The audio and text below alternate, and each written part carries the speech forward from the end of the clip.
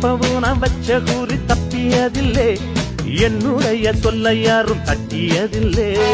இன்னொருவன் என்ன வந்து தொட்டதுமில்லை, தொட்டவன தப்பிக்கான விட்டதுமில்லை.